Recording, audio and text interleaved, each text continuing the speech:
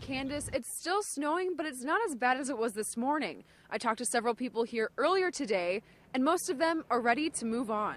Trooper was rescued 12 years ago, and after much tender love and care, is now a testament to the importance of adopting horses. Recess West is part of Blue Cross Blue Shield North Dakota's plan to encourage locals to live healthy lifestyles through participation in daily wellness and through physical activities. Gas prices are on the rise, but what are locals doing about it? Police say the two robberies may be related. And how is security at public spaces like the Fargo Dome taking yesterday's bomb attack into account? Even a few FBI officers will be running alongside participants just to be safe. The investigation is ongoing. Austin, Candace, back to you. The bill will provide services ranging from having a state autism coordinator to help develop more specialized programming to expanding the autism Medicaid waiver to help include more children for a longer period of time.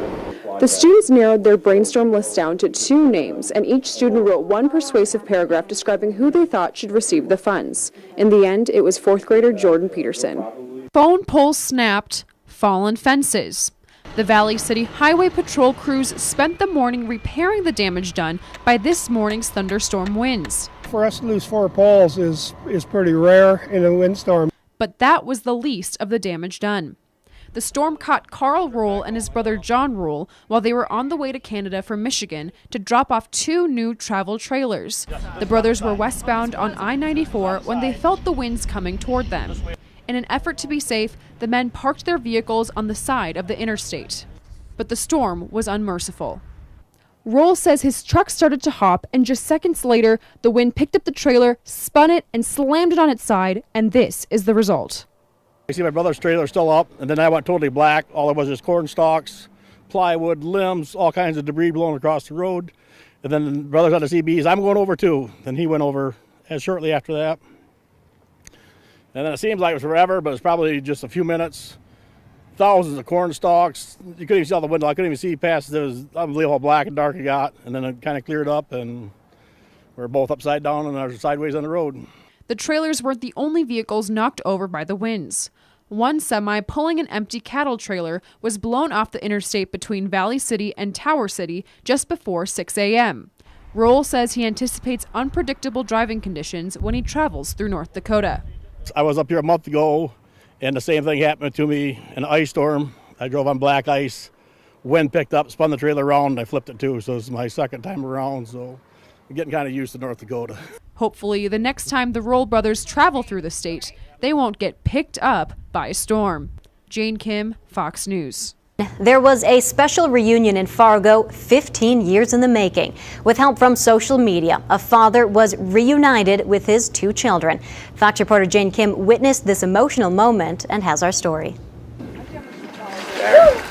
It's been a long 15 years, but the train is finally pulling into the station.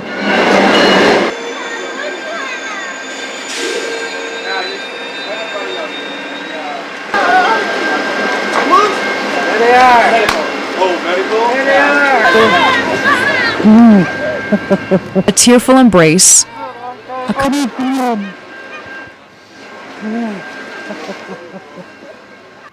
a comforting silence. God, I waited a long time for this. A father is finally reunited with his children. It's been 15 years since South Dakota resident Lee Scovebow has seen his son and daughter Naiche and Koki Pape Sharpfish, and it's all thanks to a few clicks on Facebook. And she goes, "Oh my God, we found him." I said, "What do you mean?" And she goes, "These people found your kids." Scovebow's ex-wife moved to Pennsylvania with their 2 children after the couple's divorce, but promised to return to visit Scovebow. But after a turn of events, Janice Henry passed away from cancer. She passed the cancer in the hospital when I was 5 years old. I've been having a lot of struggles all these 15 years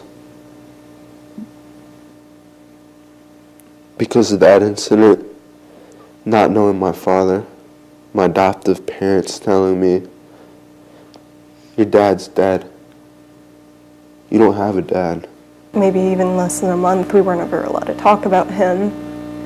month or two goes by and it was, forget about your mom. Your mom has passed on, you have a new mom, you have a new dad, and you are to call us mom and dad. Naiche and Koki Pape eventually moved to Seattle. While hardships were plentiful, Scovebo never gave up on his search for his kids. Wrote the message, if your mom is Janice Henry, then I'm your dad. And at that point, I don't know what he was thinking at the time, but he said, this is you, Dad. He said, I'm going to call you right now. The reunion instills hope in the hearts of the family members. I believe that there is some good in this world. There's definitely a lot more hope than what you expect. Random things pop up and you can't always plan what they're going to be. So you have to kind of wade through the tough times and you never know what you're going to find. So I'm definitely very excited to continue going on, and I just have a lot of hope for the future. The family looks to the future with promise because they now have each other. Jane Kim, Fox News. Governor Dalrymple earlier today requested a federal disaster declaration to help 16 counties recover from spring flooding. And the hardest hit area to this point is the town of Crystal, North Dakota. Fox reporter Jane Kim and photographer John Hansen have the story. Water everywhere. Right here we got a good foot and a half, pushing out on the road 2 feet, 2.5 feet. Crystal resident Lindy McCollum was born and raised in Crystal, and she hasn't seen anything like this. It broke my heart. I drove 370 miles just to get here and help out, so it's sad. It's not fun to see your hometown go down like this. McCollum and her friends have stayed up for more than 24 hours squeegeeing away the water that once filled her basement. Everything's piled up so nothing will get ruined, trying to save the memorable stuff. The small town of Crystal is currently experiencing overland flooding from fields and a creek. Heavy rainfall over the past couple days has pushed up creeks and rivers across the state. This exceeds any level we've ever seen. School is out for 5th to 8th graders at Valley Edinburgh, and as the water surrounds the school, even the playground has turned into a water park. We've had to evacuate the west side of town. We've got some culverts and roads that are washed out outside of town.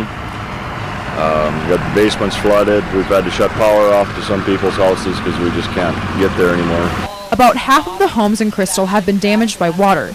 A dike was built on the north side of Highway 66 to prevent further overland flooding. Amidst the weather, McCollum says there is hope for her beloved town. We've got such a strong community. I have all the faith in the world in us that we'll get back to normal as soon as possible. When it rains, it pours, but McCollum and the rest of the Crystal community has maintained resilience through it all. Jane Kim, Fox News. Ponies, horses, llamas. Animals roamed free at Hightail Horse Ranch and Rescue's second annual open house. From equine dental clinics to pony rides for the cowgirl, the event showcased the ranch's animals. But the main spotlight shined on the ranch's adoptable horses who have suffered neglected pasts. Baby. Nikki Rahusky is one of the several potential adopters. They save me more than I save them. I come out here if I'm stressed out, having a bad day, just spend some time. The ranch works to rescue and care for all kinds of horses who have had neglected pasts. Trooper was rescued 12 years ago, and after much tender love and care, is now a testament to the importance of adopting horses. Owners say working with the horses is therapeutic. The horses teach me to live in the moment, not to bring the worries of tomorrow into the barn with me. And what happened before doesn't matter. They don't even want to deal with what happened yesterday. Today's a new day, and you know, so that it's a very healthy attitude. Rahusky says the event exposes the public to the rescued animals. It's good for the people, it's good for the animals, and it never hurts to have some exposure so that more and more people find out about this place. I've only known about it for 2 months, and I'm so excited. I'm telling everybody that I know because I've had so much fun out here. And hopefully, The open house brings in interested adopters who